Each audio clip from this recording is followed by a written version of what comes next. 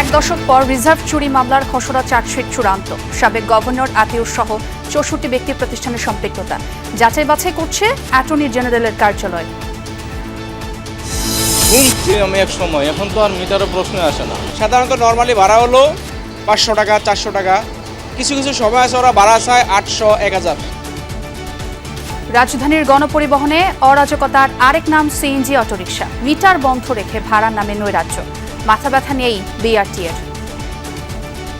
Overall যে আমাদের পরিবহন ব্যবস্থাপনাটা আছে সেটাকে আমরা আরও ডিজিটাইজ করতে চাই, জনবান্ধব করতে চাই।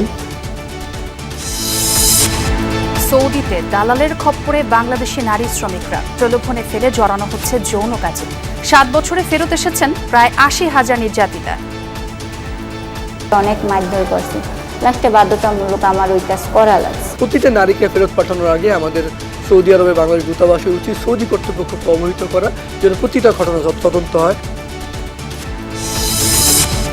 সমঝোতা স্মারকের সই যুক্তরাষ্ট্র ও ইরান প্রেসিডেন্টের। উপসাগরীয় এলাকায় 2 মাস সামরিক উপস্থিতি বৃদ্ধি বা নিষেধাজ্ঞা দিতে পারবে না কোনো পক্ষ।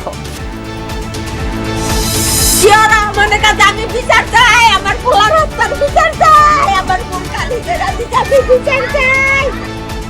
মুন্সিগঞ্জের লৌহজমে এক ব্যবসায়ীকে বাড়ির সামনেই কুপিয়ে হত্যা। পূর্বশত্রুতার জের, ধারণা পুলিশের। গাজীপুরের কালিয়াকৈরে একটি কারখানার শতাধিক শ্রমিক হাসপাতালে ভর্তি। দূষিত পানি পানে সবাই অসুস্থ হওয়ার অভিযোগ।